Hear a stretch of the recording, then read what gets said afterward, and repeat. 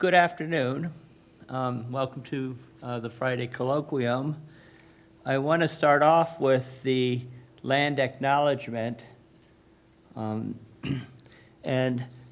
Cornell University is located on the traditional homelands of the Gayokohono, the Cayuga Nation. The Gayokohono are members of the Haudenosaunee Confederacy, an alliance of 6 sovereign nations with a historic and contemporary presence on this land. The Confederacy precedes the establishment of Cornell University, New York State, and the United States of America. We acknowledge the painful history of the Gayokohono dispossession of their lands and honor the ongoing connections of Gayokohono people, past and present, to these lands and waters.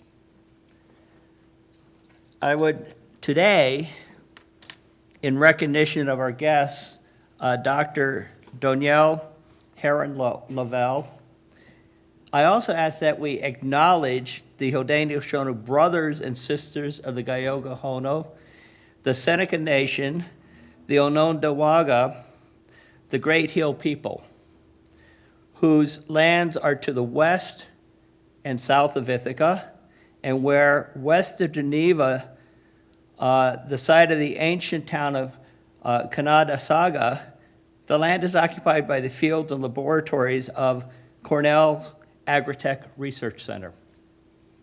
I ask that we acknowledge their painful history of dispossession and that we honor their ongoing connection, past and present, to their lands and waters, and that of all the Haudenosaunee people throughout New York State, whose lands Cornell University occupies, and as a university has profited from since its inception 160 years ago.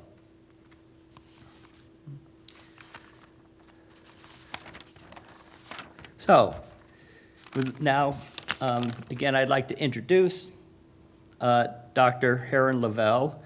She received her master's in community development from Delta State University in Mississippi and her PhD in rural sociology from the University of Missouri, Columbia in 2009. She has spent 14 years as a professor of sociology at Western Kentucky University, focused on community development through the lens of race, class, and gender. In addition to her teaching and research, Dr. Lovell has also been a leader in her communities, volunteering her knowledge and expertise to community organizations that address basic needs and structural barriers such as poverty and racism, and access to basic needs such as food and shelter. A native of Western New York, of the Seneca Nation of Indians, and a member of the Seneca Nation of Indians, Dr. Lovell grew up in the Allegheny Territory. In the fall of 2023, she had an unexpected opportunity to return to her home in the Seneca Nation, where she's now Director of Community Planning and Development. And she's excited to return home and work within her community. So without further ado, Dr. Donielle Lovell.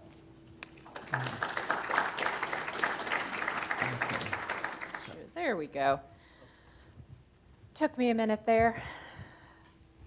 I had to wear the portable one. I'm a pacer. When I was a professor, that's all I did is pace back and forth. And I'll have to head back over to the lectern in a few minutes. But I just wanted to spend a minute or two kind of introducing myself and talking about my trajectory, because I've been very retrospective lately, thinking about my career, especially as I've made a transition into from academia into the solely applied world now, and thinking about this very kind of crazy path that I've taken to get to where I am today. As George mentioned, I grew up on the Allegheny Territory in western New York State. My father is Seneca, my mother is not, which I always want to acknowledge. That means in our traditions that I am not enrolled. I am a first descendant, is what we are considered in our Seneca structure. I had a great childhood growing up on the reservation. It's a beautiful place, and growing up where you are 100% surrounded by your family, I think that there's no better way to have a childhood than to be surrounded by your cousins and your cousins' cousins and, all of your family. When it came time for college, I graduated high school, and that was very exciting. I'm a first-generation college graduate. I'm the first in my family. And I went on to Delta State University in Mississippi, and I got a bachelor's degree in social science education. My great-grandmother had been a teacher, and I thought, I'll follow in Grandma Flora's footsteps. I had never met her, but I had always heard about her, and I'd always been told that I reminded people of her, and I thought, that's what I want to do. I want to teach. The only problem is when I started doing my student teaching, and I was doing it in history because that was another area that I absolutely have loved since I was young. Unfortunately, I found out I didn't like teaching high school all that much. That's a really bad thing to find one semester before graduation. As you can imagine, my parents were absolutely thrilled that I've now spent 4 years in college. I'm a first-generation college graduate, and I'm going, I don't want to do what I just went to school for. Let's figure this out. But what that actually started is a path through life that I could have never imagined, and that I didn't imagine, because what I knew were the professions that were within my family, and proud iron workers, and proud, my great-grandmother being a teacher, proud employees and important members of the Seneca Nation in making that run. But I didn't, like a lot of people, have a conception of what else was out there, right? And so I started to talk to a professor that I'd had at Delta State University, a little bit panicked of what I was going to do now that I really did not want to teach. And she introduced me to the AmeriCorps program. And that, of course, is the domestic version of the Peace Corps. And I thought, okay, this sounds good. I can go, I can work for a little while, I can be involved in a community, I can use the skills that I've developed in a non-traditional kind of space. All right, let's do that. And so I did, and I was placed with AmeriCorps at an adult education center in the Mississippi Delta, the Mississippi Delta typically trades places for the poorest region in the United States with Appalachia, and then with some of our brother and sister tribal nations out west. And I was going to teach GED prep and life skills because evidently that was the way that we were going to help these individuals to better their lives. There was only one problem. And it wasn't a problem, it was an opportunity. I was teaching these in the Mississippi prison system. And so I was teaching predominantly black men from the Mississippi Delta, trying to sell them this bill that somehow getting their GED in this little 22-year-old girl, teaching them how to balance a checkbook when they wouldn't be able to get a banking account when they got out anyways, was going to somehow help. And I started to have just this real crisis, again, as a 22-year-old. And I went back to my professor, and I was like, Dr. Abrahams, what is going on here? I don't understand any of this. This is madness that I know they're going to go back to communities where they're where there's a lack of opportunity, there's the structural racism, there's, all of these things, and how is it that I'm supposedly telling them that a GED and balancing a checkbook is going to matter for them? And she said, well, you're asking community development questions. I didn't know that. I had no clue. I'd never heard the term before. And she started to say, hey, why don't you think about a master's degree? And I had to say, what is that? I had no idea. I had gone all the way through college, and I knew my professors had doctor before their name, but I never knew what that path looked like because nobody had told me until Dr. Abrahams did. And she explained I could go on for specialized training in community development at Delta State that would teach me all the tools and the techniques that would better equip me to work in communities, which is what I found I really wanted to do. I wanted to be on the ground. I wanted to be in community.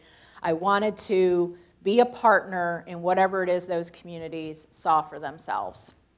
And this comes directly from the way that I grew up on the Allegheny Territory with my family and their involvement in community. And it was always expected that we were going to serve in community, whatever that looked like. That was the expectation. And so I thought, well, okay, this community development thing sounds good. I guess I can go for a master's degree. Still not quite sure what that means yet, but yeah, let's sign up and let's do this. And I'm very fortunate. My family was incredibly supportive. I was engaged at the time. My spouse, now of 25 years, was also very supportive. And off we went to grad school, right? And what I found was this very interesting world between a very top-down community development approach, where you're the outsider, you come in, you fix things, and then you leave, and then this very community-based, participatory, action research kind of framework that other professors talked about. And the top-down approach reminded me very much of what has always happened in the Seneca Nation as we had to deal with outside entities like New York State, like the U.S. federal government, like U.S. federal agencies. Very much a top-down, this is what's going to happen, this is what you're going to do, this is what you need, and here you go, without any consultation of community. And yet I had found yet another structure that I could maybe learn about, and I read everything I could. Everything I could on participatory development, on action research, on indigenous research methods, on empowerment evaluation, like how do we use these tools to get people excited and thinking about their community in very specific ways. And then I was kind of working through that, and I was like, geez, what am I going to do? I'm getting out of school here. And another professor said, why don't you go on for a PhD? And I said, oh, no. no, this was great. This was applied. And I said to Dr. John Green, he's at Mississippi State University now, and I said to him, I'm not smart enough for that. And I've never seen someone lose their temper as quickly as John Green did in that moment when I said those words to him. And he opened yet another world to me that I didn't know was possible. Went through my PhD program, landed at Western Kentucky University, and I spent 14 wonderful years at a regional institution, mainly working with returning adult students at the regional campuses specifically, also with traditional age students, and able to teach them all of these really amazing participatory ways of thinking about their communities and using sociology as that framework. As George said, I'm a rural sociologist. And I thought I was there, you know? Let's be honest, I was an assistant professor, moved up to associate, got tenure, that's the golden ring, right? I was a year away from going up for full professor, the next golden ring, like that's the academic path. And suddenly, I got a call from home, and I was told the position of Director of Community Development and Planning was open in the Seneca Nation. And I thought, wow.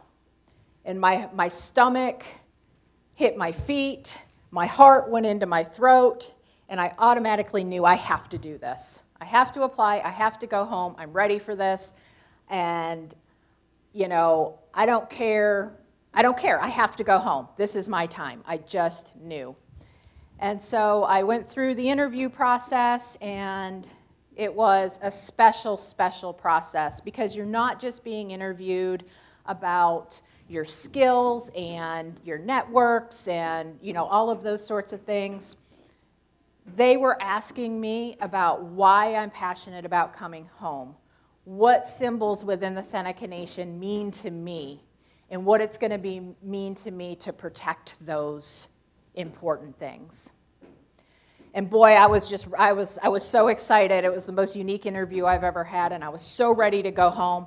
And we got my offer and ready to go home, and I had people in academia. What are you doing? You're almost there. You're almost out completely from review once you get full professor. You can never be fired from your job. What are you doing? And I had to ask myself a couple of times, thinking, I'm really going to chuck my career at 45 years old and start a new career? And that's what we did. We moved home, and for the last almost year, I've been in the position of Director of Community Development in a very, very special time of what I think is of what we're experiencing in the Seneca Nation. As I said before, my family has always been involved in community. My grandfather was the president of the Seneca Nation during the 1950s and 60s, rotating that role with my great uncle as well. And this was a very contentious time in our history. My grandpa George Heron had to face federal incursion on our territory and the taking of thousands of acres of land and the removal of 700 Seneca families as our land was taken for flood control.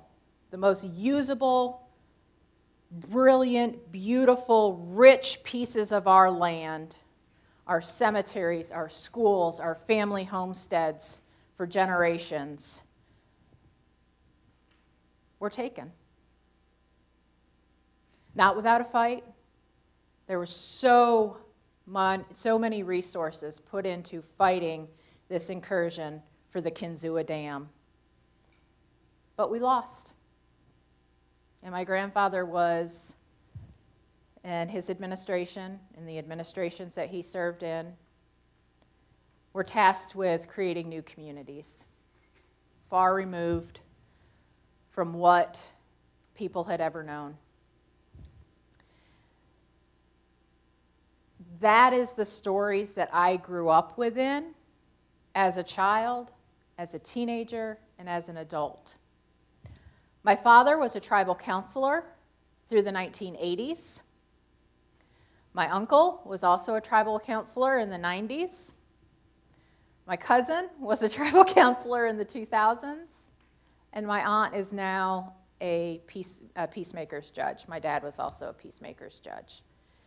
So the Heron family has a long history of serving within the Seneca Nation. And because of that unique situation that I'm placed in, I feel a great responsibility to the job that I've been tasked with as Director of Community Planning and Development. And over the last year, I have really seen the ways that my academic training has shaped a unique perspective on what I can bring into the Seneca Nation, and then also what our traditions, our values, our culture, what that means in terms of also meshing these kind of two paradigms and what it means to think about development in that context. So this is very unlike lectures that I've normally done, because usually I'm write in the theory, and I've got the slides up there with the lots of words, and I'm bringing in theorist after theorist. This is going to be a little different because I'm going to rely on some older theory that when I really started to think about what I wanted to convey here, I realized that over my career, these two frameworks have been the very essence of how I've approached community work in Missouri, in Kentucky, and now how I'm approaching it here at home. So why don't we get started on that? This is the first conundrum for me. As a child, I remember being framed as a problem. Our community was a problem. The way we did things was a problem. We were considered dependent, and that was a problem. I remember hearing this in school. I remember my dad and his friends sitting around the kitchen table talking about and thinking about all of the problem that we supposedly were. I also remember walking down the hallway of my school and hearing one of my favorite teachers around the corner say, "I don't know why we try so hard with these Seneca girls. They're just going to be pregnant at 16 anyways." I was a problem. And I look at my little daughter here, standing on the banks of the Allegheny River, on the banks of Ohio, and I think, how could we be a problem? How is it we're a problem? This was at a personal level, but entire communities get categorized this way when we think about it in planning and development. Imagine professionals coming in and telling you all the ways that you're a problem. For decades in planning, that's what we did. For those who don't know, and as I mentioned before, the Seneca Nation was forced off of its land in the Allegheny Territory in the 60s. And following the redevelopment of the new housing communities, experts were sent in to show Senecas how to take care of their new homes. Did we need direction on how to care for a home? Did we need direction on how to clean? Did we need direction on how to do laundry? No. But these were the imagined problems that the experts envisioned because of stereotypes that we would have as we adjusted to quote-unquote modern society. The response was full of stereotypes that were harmful and just perpetuated more disinformation. As I mentioned, from 2000 to 2001, I was part of the AmeriCorps Vista program. And the men that I was working with were always deemed as a problem. I'd hear the guards talking about the problem, this problem, that problem. Not only were they viewed as a problem, but all of the communities there in the Mississippi Delta that were predominantly black were also viewed as a problem. In fact, I once heard a sitting state senator say that if Mississippi did not have to count the Mississippi Delta, it would be a top-performing state. Now, whether that's true or not, it still framed this entire region of rich cultural and rich relationships and wonderful people as a problem. Throughout my career, I've pondered this. When I was younger, I was more fiery, I had a lot more attitude, and I was really mouthy. And my family would say, "What, you're not really mouthy anymore?" I would wonder out loud why people were so clueless when they came into communities. How could you make these assumptions? How could you so violate the dignity of people? I still get fiery at times, but now as a seasoned professional who has spent the last 14 years in the classroom, 20 years in the field, I realize we need dedicated conversations about how to frame communities, taking into account our own experiences, our biases, and our assumptions before we ever walk into their space. But there is another part of this conversation that emerged over my career. Being in spaces with professionals where we feel we can talk freely about those groups we work with, those communities we work with, I've often heard disparaging comments about some of the communities that they are being paid to work within. Professionals calling communities dumps, laughing about their dilapidated downtowns, and even laughing about what communities thought they were going to be able to do. This always bothered me in both these academic and professional circles because I come from a community where if planners, academics, or others might come through, just a tourist driving through on the interstate, they might think, what a dump. We have a downtown space that its glory days are past and outgoing, and the remnants of what the railroad left us behind. Our housing stock is very old. We are a rural community, and you drive through Allegheny territory, and some might think those thoughts. But when I drive into town, my chest swells up, I smile, and even a year later, I can tear up because my entire world is in that space. My past is in that space, and my future is in that space. As planners, community theorists, sociologists, whatever field you're coming from today, we can never forget that even as hopeless as some places can seem, those places are the entire world of the people who live there. And we have to come in and respect that and remember their dignity. So let me tell you a little bit about my home. I grew up on the Allegheny Territory, which is the purple territory in Cattaraugus County. Does this thing have a... Oh, look at that. This here is the Allegheny Territory right along the Ohio River. It's approximately 30,000 acres. Most of it is uninhabitable because it's in the hills, and it costs a lot of money to build in the hills. And so we're not able to really build that much into those spaces. The city of Salamanca, New York, sits entirely within the boundaries of the Allegheny Indian Reservation. It's the only situation of this in the entire United States. The city of Salamanca, 100 and something years ago, came up with a deal, leased the land from us for some cloth and some beads. And, you know, honestly, we were okay with it at the time because, you know, we were far away from the lands that they were wanting. But also, there was, you know, in any kind of dealings that we've had to deal with in terms of land, and there was always underhanded things that were happening in that process as well. And so, again, we've got the city of Salamanca that sits on some of our most usable land. We live in the city of, Senecas live in the city of Salamanca. But again, when it comes to other lands that we have for development, I'll talk about that later, we're really limited. We have the Cattaraugus Territory here, which skirts Chautauqua County, Cattaraugus County, and Erie County.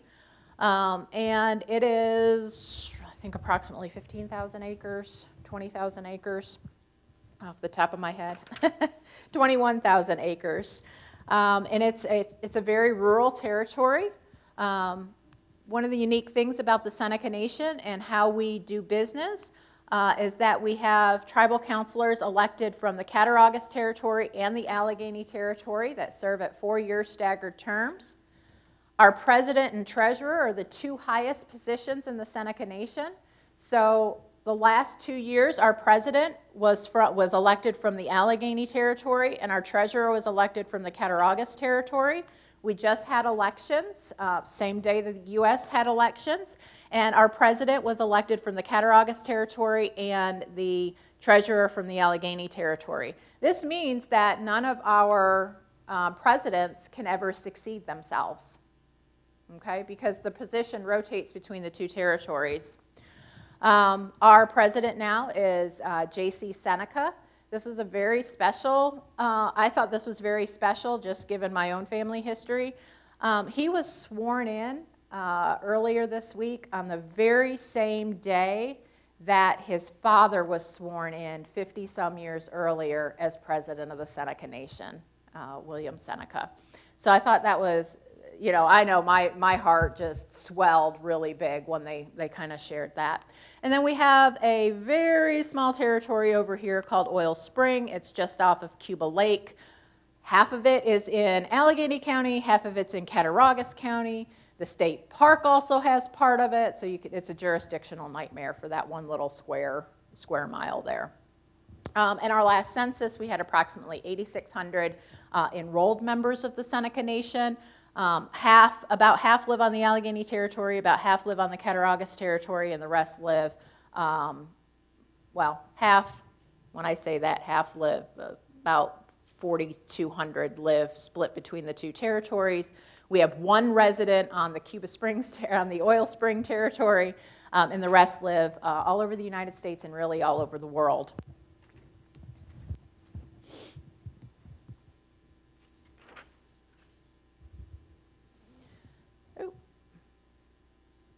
I'll go back here for a minute. So as I said before, I'm going to go back to some old theory. In fact, when I was really thinking about it, I was like, oh my goodness, I'm going to be in this room with all of these seasoned professors, with professors that I read in my graduate school days, Dr. Forrester, Dr. Warner. I'm sitting here, I'm thinking, oh my gosh, I'm in this room with these really esteemed people in the field, and I'm going to go back and rely on theory that's 20, 30 years old, because it was just really that fundamental and impacted so much of how I actually did the work, okay? And I just found them to be frameworks that when we would work with communities, that they embraced it. And so we would use versions of these over the years. So the first one is really just a very broad philosophy of asset-based community development, and it was kind of pioneered by Kretzmann and McKnight, and it's a development approach that focuses on identifying and utilizing existing assets of a community rather than focusing on the needs or deficiencies. The philosophy is that all communities, we have unique resources and we have unique capacities, which when harnessed, we can drive development through those. Bingo, I knew I liked this idea. But the question for me as an applied sociologist was, how do I make this more systematic? And then I found the work of Cornelia Flora and Jan Flora out of Iowa State University. And that was the Community Capitals Framework that I have relied on heavily over the last 20 years. It identifies and allows us to break communities up into the 7 different capitals that they can leverage for development. It's a structured way to really assess a community's strengths and understand how different types of assets interact to produce resilience and growth. And so the framework includes natural capital, which means we can look at the resources of their land, their water, the biodiversity that could support economic activities and that support our well-being. We look at what the cultural capital is, the traditions, languages, collective identities that really define that social fabric. Our human capital, what are our skills, our knowledge, our health, and our abilities of individuals within the community, which we know is crucial for economic development and growth. Social capital, these are our networks, our norms, going back to Putnam, going back to our bonding and bridging social capital that facilitate cooperation within our groups. We have our political capital, our access to power, resources, and our ability to influence decisions. Financial capital, of course, those are the available resources to invest in community projects, whether it's grants, loans, private investment, and then built capital, looking at our infrastructure that supports community activities. And so this CCF emphasizes that development is most successful when all of these capitals are taken into account. As a deficiency, I hate that word, but where we're lacking in one can affect the others. And so for instance, a community with strong social and human capital, but maybe lacking financial capital, we can still find ways to innovate by leveraging those relationships and skills. Well, these are, to me, these have been really just grassroots approaches to being able to do development work in communities. By integrating the two models, the community development can focus both on the assets unique to each community and consider how different capitals interact. And so this allows us to look at a more holistic and sustainable development approach to be able to identify those specific assets. It emphasizes a shift from the deficit model, which I really liked, because I'd be sent into a community to do a SWOT analysis, and I'd spend all my time in the focus group on the strengths and the opportunities, we'd be missing the weaknesses and the threats, because I wanted to hear why communities loved where they were. I wanted to see how they viewed themselves and what those strengths were. And I was always like, oh, crud, I got 20 minutes, and I've got to get through these other two areas, because I was never very good about the threats and the weaknesses part. We've got to identify our weaknesses there. But it also recognizes the inherent value, in my case, of our tribal knowledge, our cultural heritage, the information that we have around our natural resources, and the unique social networks that we're privy to. And it also aligns a lot with the Indigenous values that I grew up with, and it allows us to reinforce sovereignty, resilience, and self-determination. And so I'm going to go through a few of these community capitals and talk about them within the context of not just the Seneca Nation, but also broader Indigenous trends and things that we're seeing across Indian country. As the director of the Seneca Nation, the director of planning and development for the Seneca Nation, I have to keep my examples broad. There are some things I can't divulge at this time. There are other projects I can talk more freely about. And then again, just talking more broadly. I always want to be careful of that. So one of the biggest development capitals within tribal nations, of course, is land. Nations all over are grappling with the need for land to develop housing, economic development projects, expand tribal services, and the United States government and state governments have consistently infringed upon land rights. Whether it was the reservation system, the allotment system, broken treaties, the Damapalooza of the 1960s, where they were throwing up dams all over the United States and flooding indigenous lands, and not just indigenous lands, but also just poor minority communities in general. We have seen this infringement on our natural resources for generations, and land is a critical front for development and protection for tribal nations. Tribes across the United States have started what we call land back movements. This is a movement to specifically reclaim lands that were once under our treaty rights that were taken.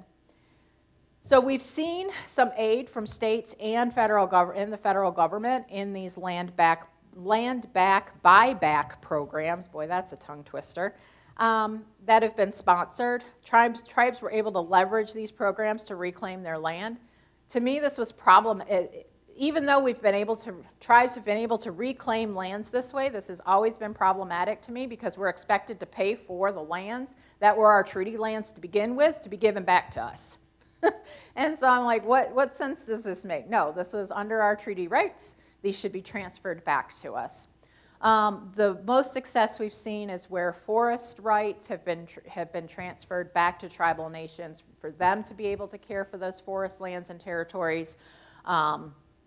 And then also in Minnesota, they have been working with some successes, others not so successful, on some of these land back involving the Minnesota government, which of course has Peggy Flanagan, who is Ojibwe, as the lieutenant governor of Minnesota. And so that has helped move along some of these programs.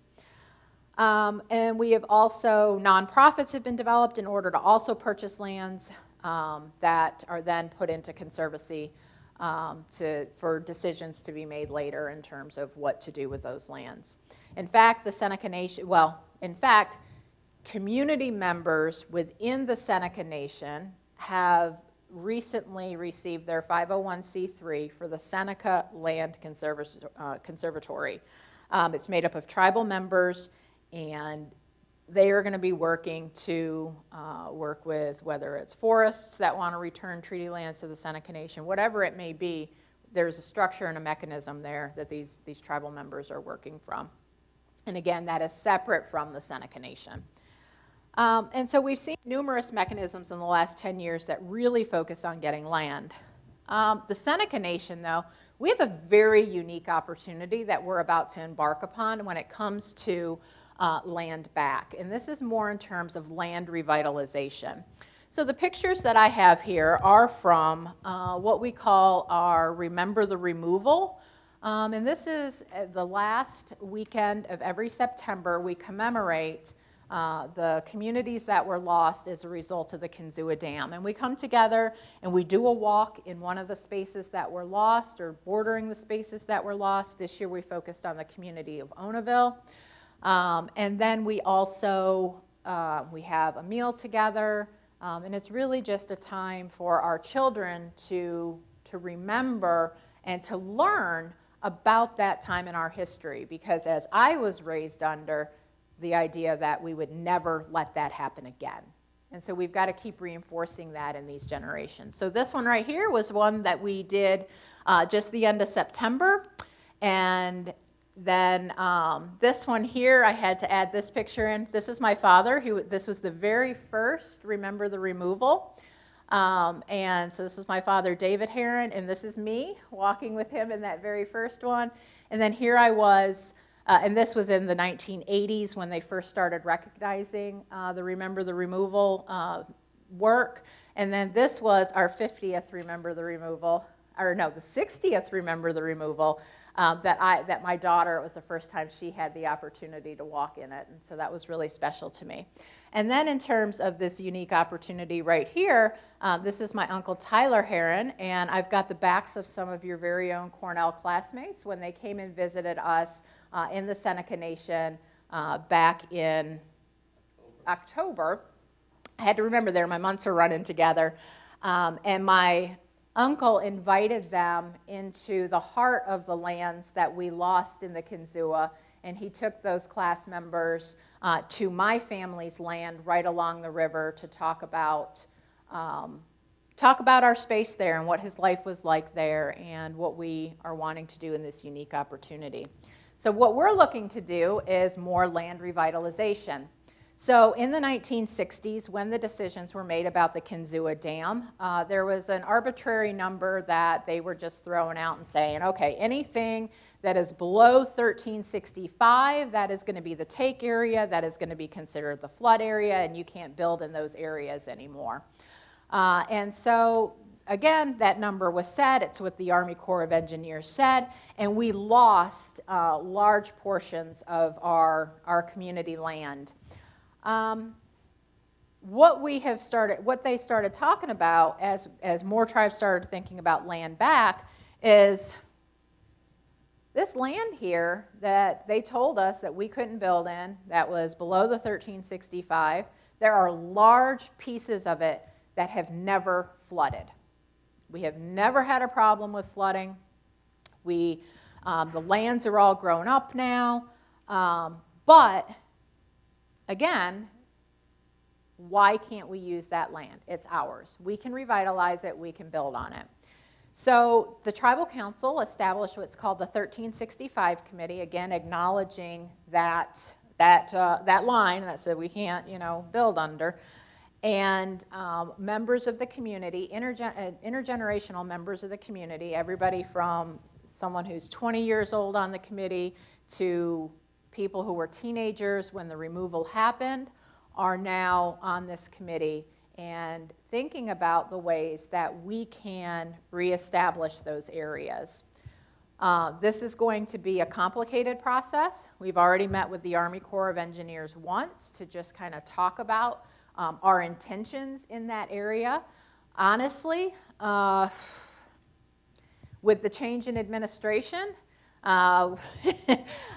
with the Army Corps of Engineers, I don't know how much further we're going to get. But what I have been, people have said publicly, our leaders have said publicly, is that it's our intention to reclaim this land, whether they want us to or not.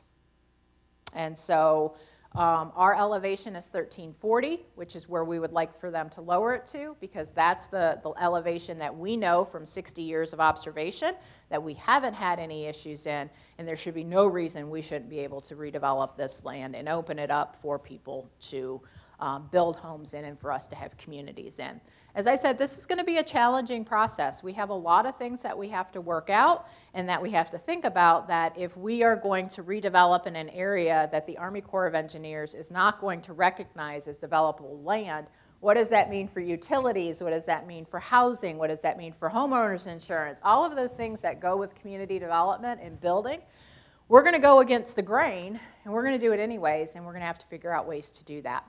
And so this is really special for me because, as I said before, my grandfather was tasked in his administrations that he was a part of, was tasked with resettling people out of these lands in new communities. And now I'm part of a planning department that is being asked to think about how we resettle people back in these areas. And that is just, to me, when I said it's a special time, that's what I mean. It's just so incredibly important.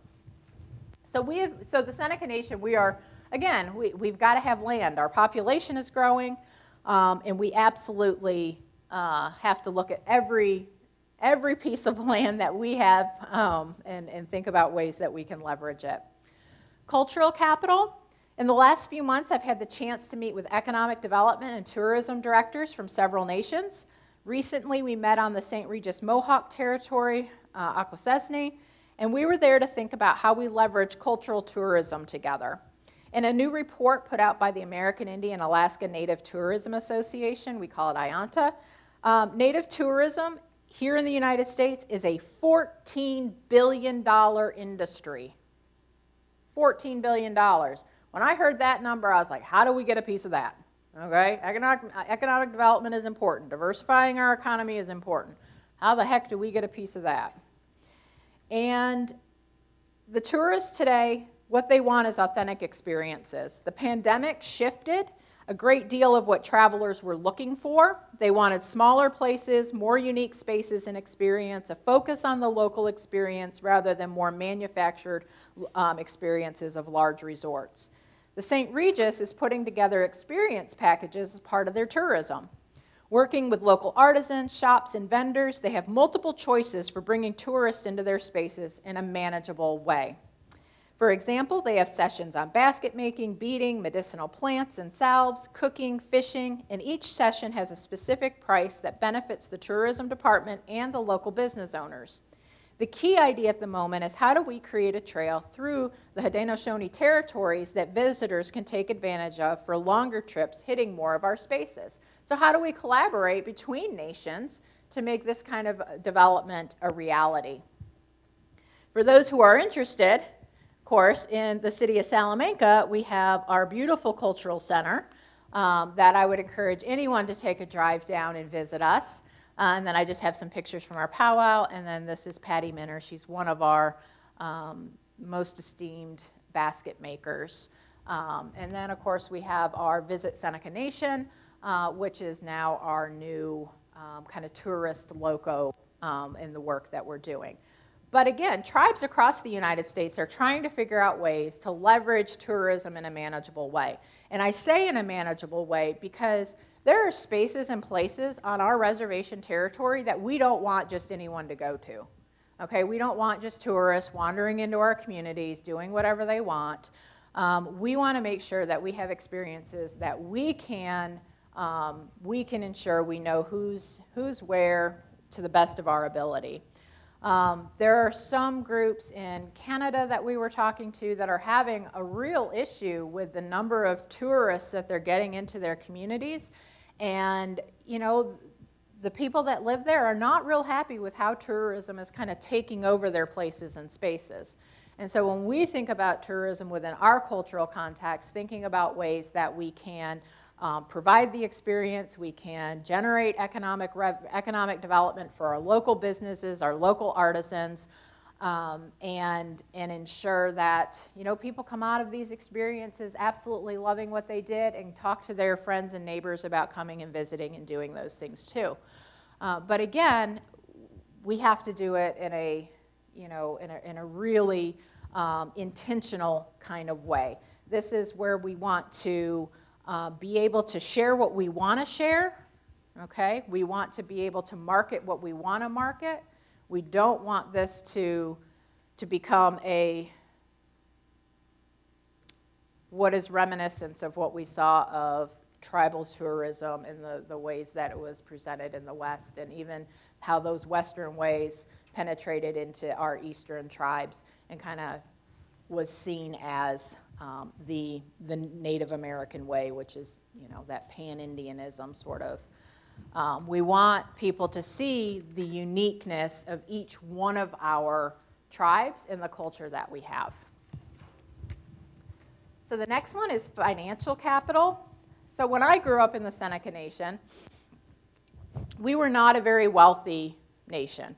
It was during the 1980s, my dad was on the tribal council, that we first started exploring C-stores, our convenience stores, started exploring the ways that we can leverage our tax status, our no tax status on our territories for various goods, specifically cigarettes, and trying to figure out ways that we create a local economy. And of course, gaming has been a tremendous part of that, not only for the Seneca Nation, but for tribes across the United States. And so we're able to leverage our sovereignty and develop enterprises. And these enterprises fund our education, they fund healthcare, they fund social services, among many other things that are necessary in communities. Again, we don't tax our citizens, okay? Members of the Seneca Nation, they do not pay a tax to the Seneca Nation. And so we have to find other ways to generate revenue. And in gaming, cigarettes and C-stores have typically, across the U.S., been that driver. But what I've seen over the last year in traveling across Indian country and going to economic development conferences is that tribes are doing an amazing job diversifying their economies into construction, consulting services, healthcare, developing their own culturally appropriate substance use disorder facilities. That is amazing to me. High-speed internet services and getting SBA 8.8 status, which opens us up to government contracting opportunities, being sole source providers, so on and so forth. So the real challenge for tribes over the next, over this next period is figuring out ways that we're going to not be as reliant on the traditional drivers of our economy and expanding those. We see trends, unfortunately, in, I couldn't see this when I was in Las Vegas for NCII a couple of weeks ago, but younger generations, they don't necessarily want the gambling experience. They want the resort experience. They want some of the things that kind of surround gambling. But gaming is not a huge driver for some of these generations. And so what is that going to mean for our revenue as, generations that have enjoyed those sorts of games? We don't have, the replacement of that. What is that going to mean for our casino entities? So it's always at the forefront of every tribal nation's mind. Now, human capital, I'm going to talk about this one a little differently and make it more related to the methods that we use in our planning process. When you enter a community, you have so much human capital, and it should be used to its fullest. And what I'm going to highlight here are things I'm sure you've heard in your classes, but are especially important if you're ever working. I'm not even going to say this. Look, I think any community you walk into, you ought to think about these things, whether it's a tribal nation or not, okay? And the first one is is engaging with community members as key stakeholders. Now, in tribal communities, collective decision-making is essential. Elders, youth, and other community members should have an active role in making these decisions. But what often happens is we go just as far as consult. We ask the community for their thoughts and opinions. However, how do we make sure there's more community participation and actual decision-making? We have to get beyond consultation to actually engaging members in what the outcomes are going to look like. Or that a community knows that it's being heard. Because one of the things that I heard when I came in and I started, we had to get right on a community needs assessment. Ours was a little out of date. And so I was like, all right, well, one of the first things we got to do is we've got to have community consultation, and we've got to have focus groups, and we've got to talk to community members about what they're seeing. And what I heard from people is we are focus group to death. We are surveyed to death. What happened to those reports that we participated in, 2 years ago, 5 years ago, 7 years ago, 10 years ago? Like, I'm tired of talking about this. I want to see some action. And I was like, whoa, okay, we're going to have, how am I going to engage community members as stakeholders? But again, it's because there was never any conversation after the survey or the focus group happened, right? They never knew what happened. They never knew what happened to that report. It was never even stated that, hey, the report is here, this is what we found in it, all of those sorts of things. And so I've committed in our department that we're going to do that, already we did a focus group with elders, and it was about what they want to see in their future elder facilities. And I told them, I said, the report will come directly back to you. And in that way you can look at what your counterparts in Cattaraugus said, what your and vice versa in Allegheny, and you can see what we found overall. And we did that. Once the report was done, it went back to those elders, to those communities. We've got it sitting around just about in every building you can imagine in the Seneca Nation, so anybody can pick up a copy of that and take a look at what we've done. Same thing is going to be with the community needs assessment, except for we'll do actual community meetings with those. But again, how do we move beyond just that consult piece?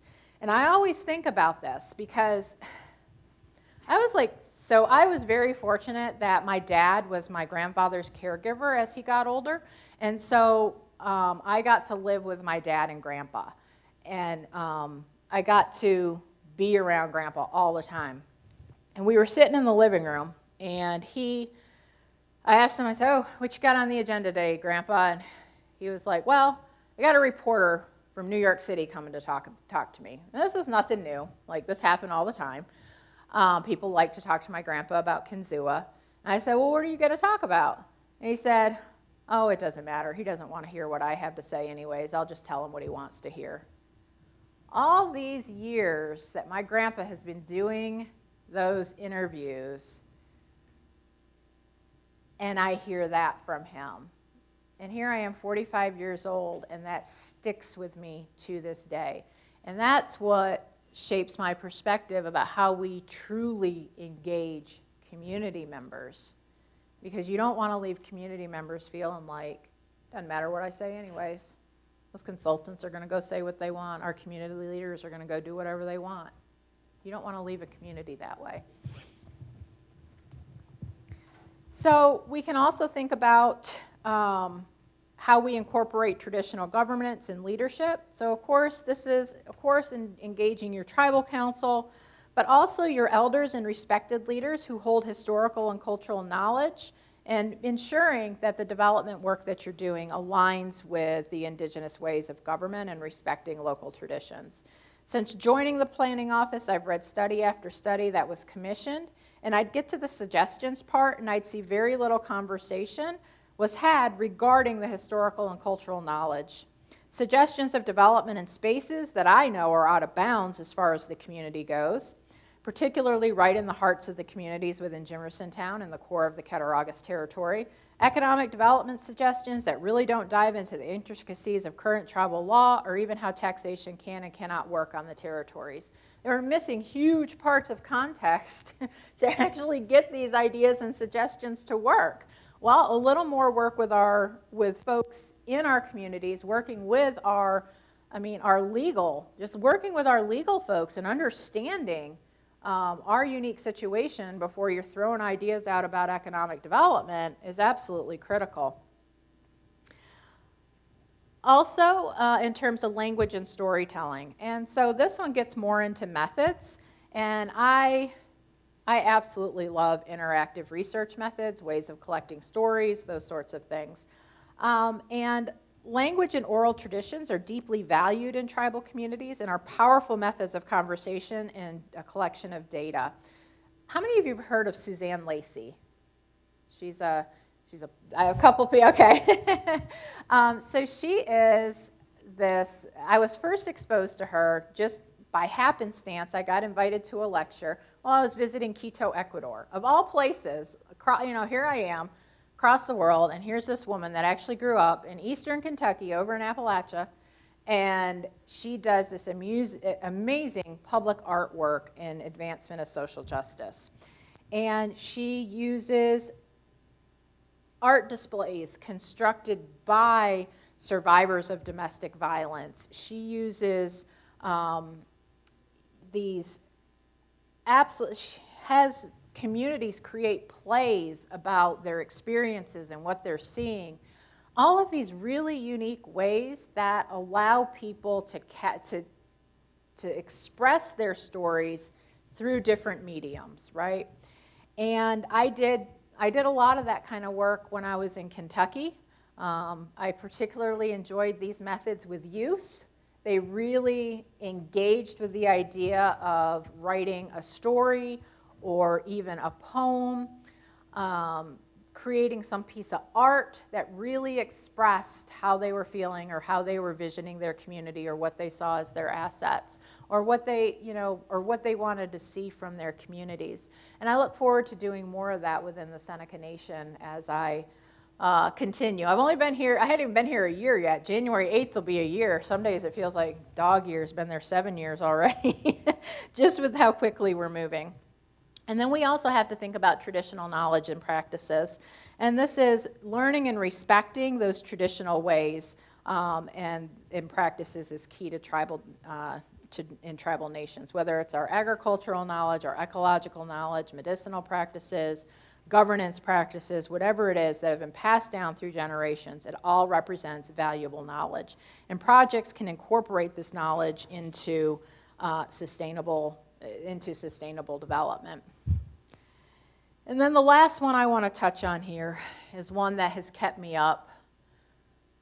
I'm not going to lie, it's kept me up a lot in the last week or so, and that is our political and social capital. Tribal sovereignty is one of our biggest assets in a continued fight for nations. It's our most important fight when it comes to how we leverage political and social capital. And I take a big, deep breath here. The most recent win was in June of 2023 when the Supreme Court upheld the Indian Child Welfare Act, still giving us the say over what happens to our children. This was a direct attack on sovereignty that the Supreme Court upheld this important act. However, in June 2022, sovereignty was impacted when the court ruled in Oklahoma versus Castro, giving states unprecedented power to prosecute crimes in Indian country, where the crimes were with non-natives committing crimes against natives at the expense of the indigenous people and tribal sovereignty. That case opens it up where traditionally those kinds of conversations and those kinds of interactions happen between the federal government and the tribal nation. Now it allows the states to insert themselves, and that is definitely something we do not want to see as tribal nations. Anybody can Google Seneca Nation in New York State, and you see we have a fraught history in our relations with New York State, and that is definitely for me when that hearing came, or when that decision came out in 2022. That one really scared me. Tremendous strides have been made in the U.S. and tribal relations over the last 4 years with the Biden administration. When I was at NCAI at the end of October, I listened to updates from multiple departments on the additional resources available, the processes that have been codified in various agencies that respects our tribal sovereignty, and in our nation-to-nation consultations. In fact, more nation-to-nation consultations have happened under the Biden administration than any other administration. It's happened in departments that have never consulted with tribes. The Department of the Treasury, Janet Yellen, has held 70 tribal consultations over the last 4 years as it relates to issues related to taxation and some of those other things for tribal nations. And so it's very important. We have numerous we had the boarding school apology recently, which is just a start to deeper work around the horrific abuse. And we had numerous Indigenous appointments at the national level when it came to the Biden administration. And these appointments mattered. Okay? Having Deb Haaland as the Secretary of the Interior absolutely mattered for tribal nations and tribal relations. Absolutely mattered. Having someone like Elizabeth Carr on the White House, directly in the White House, working on tribal issues, absolutely mattered. And now we're looking at a very different reality as a new administration comes in, where we can just point back to the last term where there were serious budget cuts, regulation rollbacks that impacted tribal nations. Lands were opened for drilling in Alaska in direct opposition to tribes there. Protected lands were rolled back that were developed as a result of tribal participation bears ears coming to mind first. Tribes were also left out of the first package of COVID relief funds. Just looking at that reality from the last administration, from the last Trump administration, there's reason to have concern as we move into a new administration as it relates to our political and social capital. So, just to kind of close this out, the community capitals framework has always been a good lens for me in projects over the years. When I talked to our consultant that did our community needs assessment, I said, hey, I want to discuss it within this context. When I'm writing our SEDS, our Community Economic Strategy Development Report, I'm writing it from this perspective. In planning for new projects, we layer the community capitals perspective. It's user-friendly. We can use it with communities to make big, long lists of all of our wonderful assets. And over the last 20 years of my career, I keep going back to this work as a lasting way to organize development around projects. But allowing communities to visualize their resources rather than their deficits, it absolutely matters. For people in places that their problems are continually highlighted or they're framed as a problem, this shows them how much they have to work with, which they already know.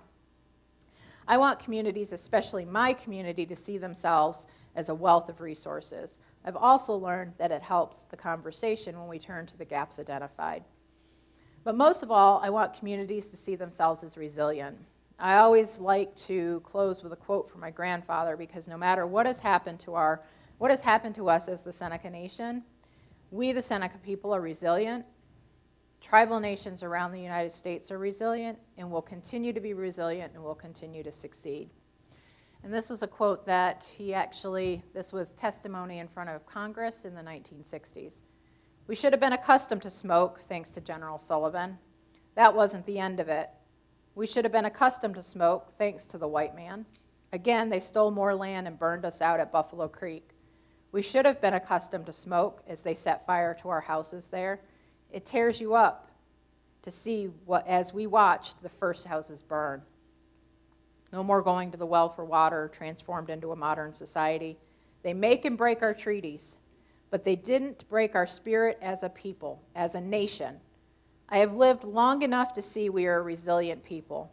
Like the smoke, we have risen to become leaders in the world again. Thank you.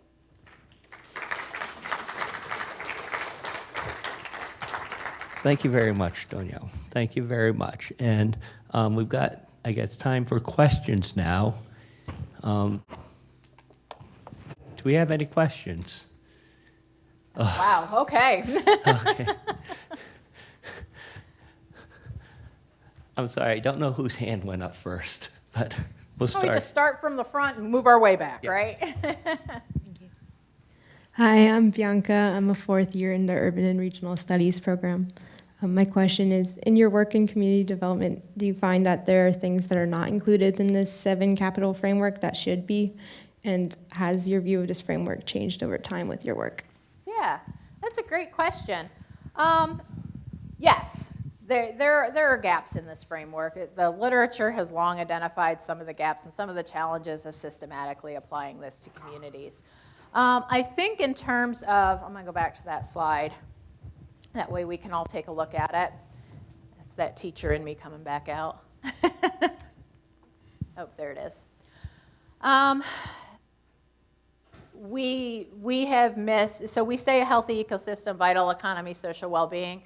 We need a bubble for health, separated from human capital. We're seeing so many challenges across community directly related to health, whether it's addiction, whether it's obesity, whether it's any of the cancer alleys. Health, to me, has come to the forefront of something that really needs its own separation in terms of human capital. So that is one of them. I also think under infrastructure, or the built capital, there's so many things that can go under built capital, but really that IT infrastructure almost needs to be its own as well, because, oh my goodness, I was at an economic development conference a couple of months ago, and there was a group there doing a survey about how we thought AI was going to impact tribal nations in our work and our development. And I was like, holy crap, I haven't even thought about that. Like, it hadn't even registered how to even think about incorporating that. And really, IT and technology is such a, it's a bubble on itself, I think, when it comes to infrastructure, that sometimes actually, when we're talking in communities, it gets left out as they're thinking about their built environment. Because we have to have it. How do we extend it in rural nations, particularly in rural tribal nations, and get it to the forefront? So, yeah, it's a framework. It needs work. You know, this is academia. Everything needs work, right? We're always working on these models. But again, it's been a good starting point. And I've had communities that have created their own bubbles that have related directly to things that they felt like were so important that they needed to be pulled out. And so community has taught me a lot about the ways we need to expand this. Okay, next. Hi, I'm Sam, an MRP student. I was kind of curious, you spoke about how tribes need to shift away from the gaming industry as the years go on and diversify their economic development strategies. Mm-hmm. So I was curious if, do you take more inspiration from other tribes when you think about economic development, or do you take more of the cues just from the local economy in Western New York? Yeah, it's got to be both. There are things that the tribes out west that are doing that are absolutely amazing in terms of renewable energies that, given our lack of land, lack of space, all of that, we're not going to be able to replicate that as necessarily an economic development strategy. But what tribes in Oklahoma are doing as far as opening their own substance abuse recovery facilities and meeting demand in rural areas that are being left behind and have no access to those sorts of things, I think that's absolutely something that's relevant to Western New York. That as a nation, we can be providing that service, not just for our own tribal members that may need it, but for our fellow communities around us that may need that service. So it's a balance of both, really. But boy, I tell you what, I love visiting with other tribes and hearing what they're doing and thinking about ways that we can adapt that into what we do in Western New York State. Thank you for your presentation. My name is Sandy. I'm first year MRP student. So, the microphone closer to you. Okay. I think your experience is very inspiring. So my question is, in your transition from academia to practical work, what new insights and challenges you found, and what's the main difference between these two roles you found, and also do you think most academic series is helpful to your work in practical area?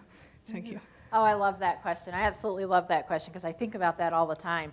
You know, we get in that academic bubble, and even though I was doing community development work as an academic, it wasn't still what I was able to do full time. And so in academia, I was teaching my 100 and something students a semester. I had my advisees, I had my committee work, I had my research that I had to try to do, I had to try to publish, you know, all of the things that you do in the academic world, right? And one of the things that I found on the absolute positive side of moving into 100% in the applied side is that now I get to do what absolutely fires me up every single morning and just get to focus on that. I get to walk into my office, I get to work with my amazing team that's doing community planning, doing their grant writing. I got my engineer guys out there doing all kinds of things on the building projects that we're doing. And I get to focus 100% just on how it is that we make the Seneca Nation you know, even more vibrant than it already is. And I love that. There's parts of academia I absolutely miss. It has been, being here in front of you today, I was already thinking about what a treat it was again to kind of be in this space, right? And really what a privilege it was for me to be in this space over the last 14 years. There's not a lot of folks with my background that end up in these places. And I'm forever grateful and will miss that daily interaction with students. My ability to understand data, to pull data together and make sense of it. I remember one of my contract negotiations that I said I absolutely had to have. I said, I'm old school here and I have to have my SPSS. You're going to have to order me a license because I'm going to need it for the data work we're going to do. And they're like, what? What are you talking about? And I was like, you just wait. So all of my research methods, my statistical skills, learning how to interact in a classroom has absolutely, when I left Kentucky, I was also heavily involved in testifying in front of the Kentucky legislature on various issues as it related to particularly getting people back into the workforce after they've been incarcerated and talking about it through the lens of race. And those classroom skills and those skills that I learned testifying in front of sometimes very hostile legislators translate into how it is that we get things done, right? Who it is that we talk to, how we negotiate with people, the kinds of learning about different people, the kinds of information that most resonates with them to be able to talk to them about, you know, that piece of that project that you want to do that most closely aligns with what you know their values and intents are. All of that, on a daily basis, I see the way that my academic work has translated over. And so it's actually kind of funny. There's a colleague of mine at WKU who just recently announced they're leaving WKU to go into a full-time applied job. And I talked to them a lot prior to them making that decision. And I said, you know, in academia, when we're coming up in the ranks and we're thinking we're going to be a professor, that's the train path. I mean, it's tunnel vision until you get to that. I, at least when I came up, wasn't really exposed to a lot of ideas of what could happen outside of academia. And I told them, I said, there is life outside of academia. It is great. But I absolutely, I'll never regret academia built me to be able to do the work I'm doing now. Hi, I'm Zihao, and I'm a first-year MRP student. So you have talked about the problems that Seneca Nation is facing at the beginning, and planning can be divided into target-oriented planning and also problem-oriented planning. So the question is problem-oriented planning like more common than target-oriented planning in terms of planning in tribal nations?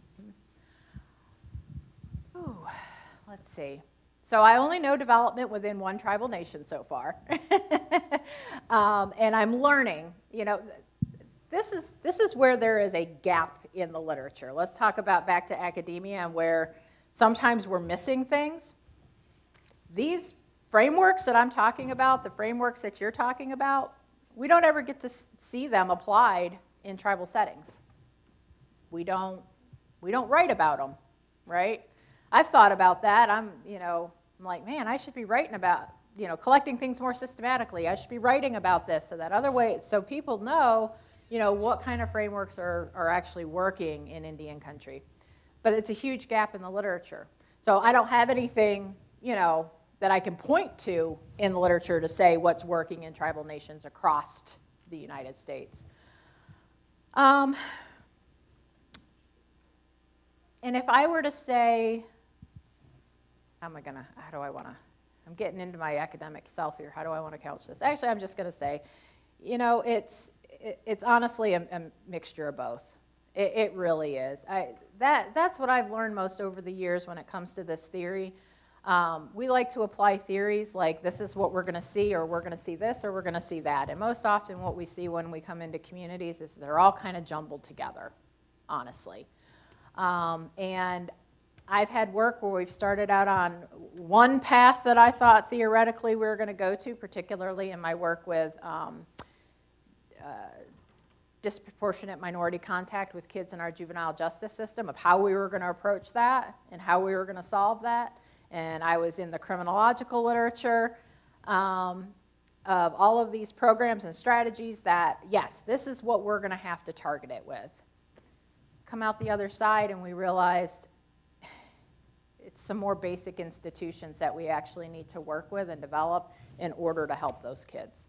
And so we go in with one idea, one theory set, come out the other side sometimes applying something totally different. And so community development work, planning work is all about being nimble. So I hope that.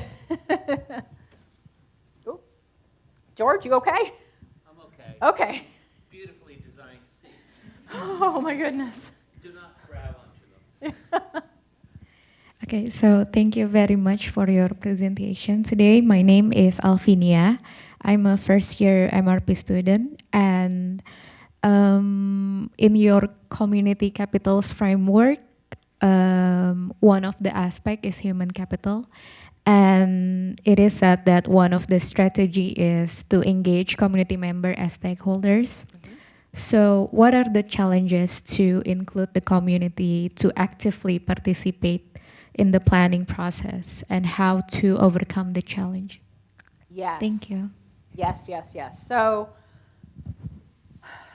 when we look at the groups that we want to engage in community, sometimes who come out to the meetings are the usual suspects, right? The people who are always at meetings or, have some sort of power or position in the community. They come to those meetings, and what I call the real community doesn't necessarily show up to those, right? And some of the challenges that we absolutely know of when it comes to just regular, everyday communities, childcare is one of them. Are we addressing childcare and making sure that our community, our engagement sessions are friendly for children, or we have something for children to do while the parents are there? We don't do a good job of scheduling our community meetings in different times that would work for people who maybe have a traditional 9-to-5 job, or those that don't have a traditional 9-to-5 job. How do we reach out to them? One of my colleagues was trying to do work surrounding factory workers. Well, guess what? They went into the factory and did that work. They went in where they were working and caught them on breaks and those sorts of things to get the information that they needed in order to do the project for that, working with them, right? So childcare, timing, who is going to run the focus group, okay? What I learned in doing the first ones that we've done in the Seneca Nation, my community planner, everybody knows her, okay? She is well known in the community, very, very, very well known in Cattaraugus, well known in Allegheny, and so she was the face of these sessions. She was the contact person. Community members that had questions had no problem reaching out to her and saying, hey, what's going on here? Where honestly, if my name had been on it, just returning home after all of these years, hasn't lived in the community 100% full time, no, absolutely not. We wouldn't have gotten the response that we did. The name on the paper matters. So consultants need to think about that. You put the consultant's name on your focus group contact, and people are thinking, who the heck is this? They're not going to call a stranger and ask, but they'll call Courtney and say, hey, Court, what's up with this? Okay? Food. All right? I mean, we could have an entire class on the importance of food when it comes to community development work and planning work. That's another one. We also did some very strategic things with this one where we invited, so for example, we wanted mothers.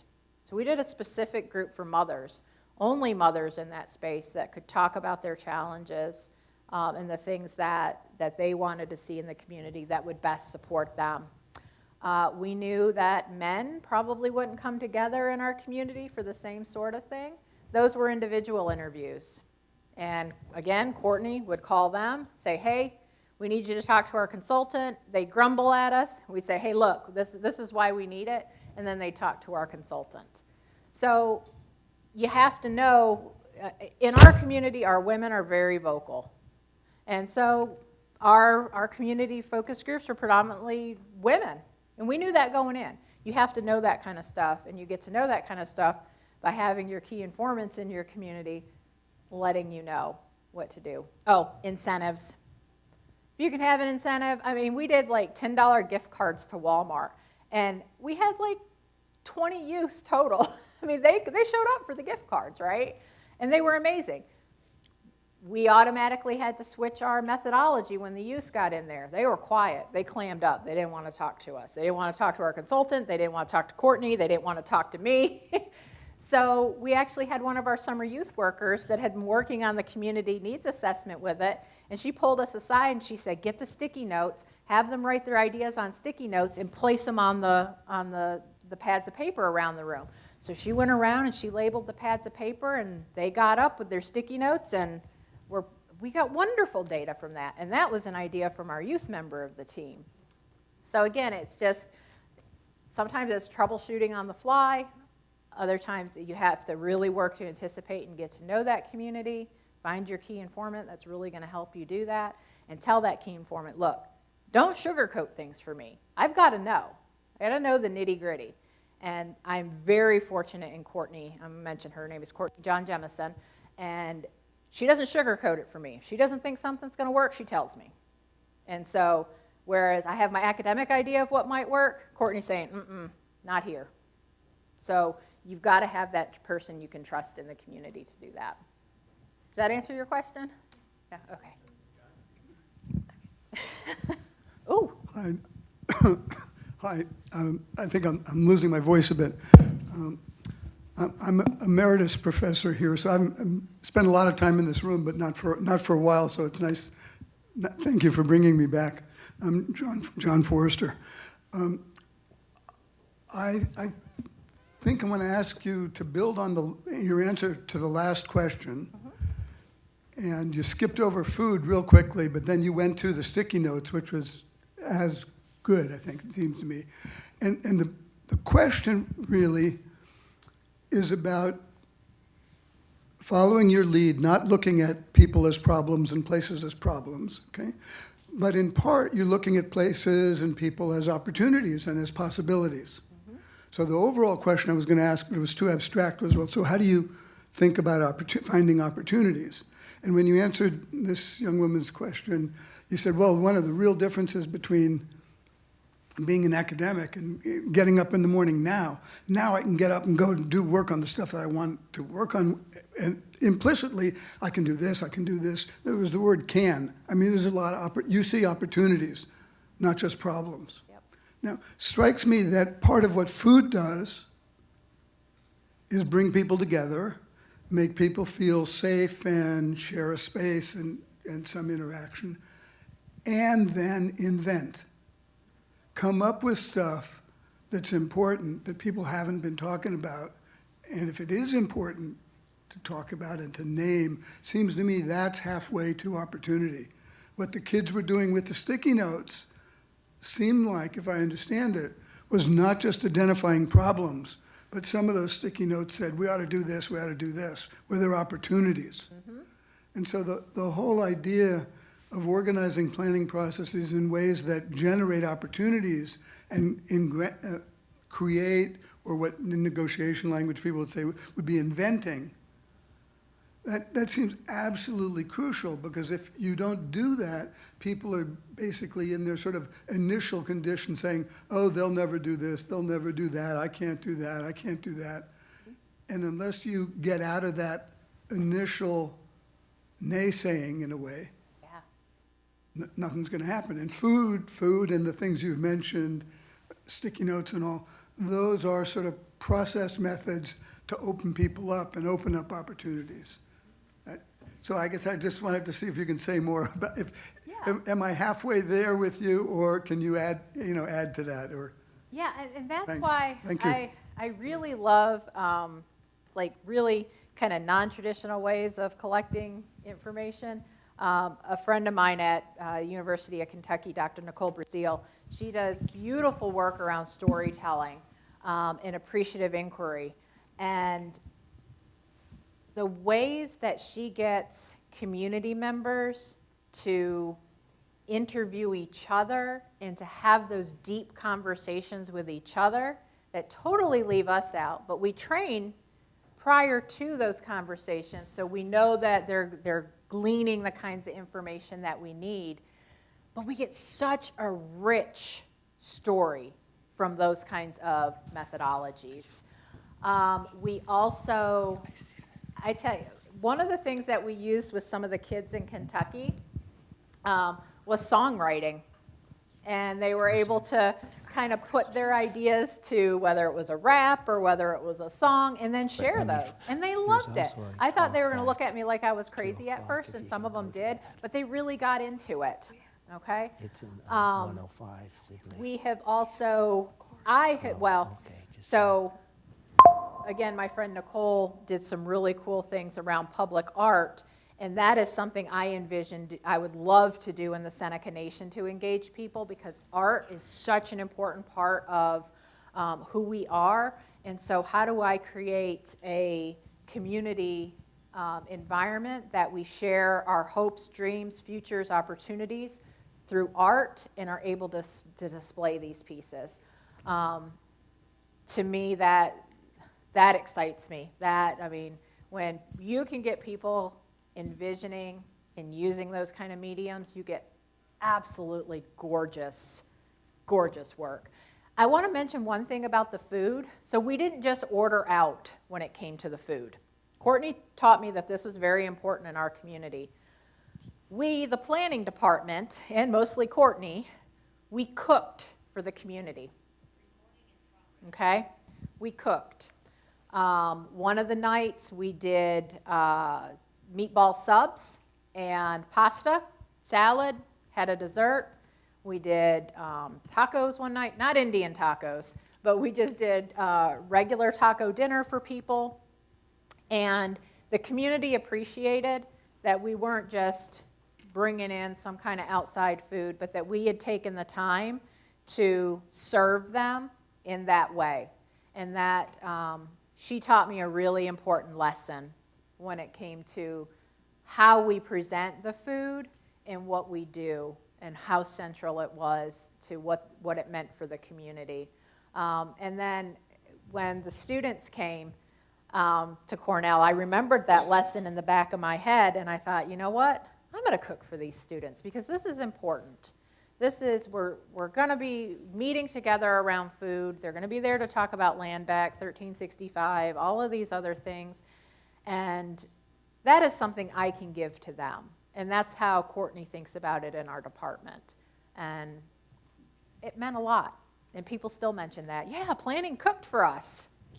You know, it stuck. So now we're in real trouble because we're going to have to keep cooking. Okay, thank you. We've got one or two more questions. Okay. Thank you. So thanks for your presentation. My name is Ming Hao, and I'm on the first year. And I have a little short question. I'm curious about how you guys to balance the relationship between the environmental protection and investment. For example, you guys building a casino, and it can earn a lot of money, but once it has some impact on environment, so how will you deal with this? Mm-hmm.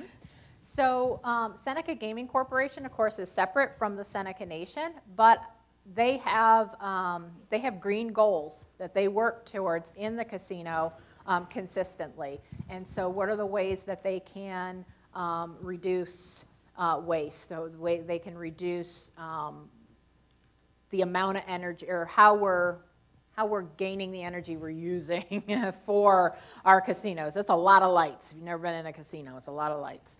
And I know tribes all over the United States are doing that. Out west, it was absolutely fascinating in the Pechanga territory. Their solar arrays that power their casinos. Okay, so they're not on the local infrastructure. They are on renewable energy that they're using to power their things. So we are. I am seeing more and more visible signs of that, and more visible policy from tribal nations as it relates to our gaming industries and how we make those more environmentally friendly. But we have a long ways to go, right? When you don't necessarily start off that way, even though we know those are our values, and at the time that we built, we didn't really have, there wasn't a whole lot of options, to be honest, when it came to that, because we hadn't, as a country, hadn't quite come to that reckoning when we built ours in the 90s, right? Early 2000s. So we're a work in progress. And I'm very proud of the work that tribal nations have done across the country in terms of looking at reducing their footprint for our big gaming industries. Yeah. Thank you very, sorry, I have to cut. It's 2 p.m. We do have a talk back in room 105, Sibley Hall, starting at now. But unfortunately, we're out of time here. Thank you very much, Dr. Lovell, and thank everybody for your very good questions. Nyaway, thank you for having me.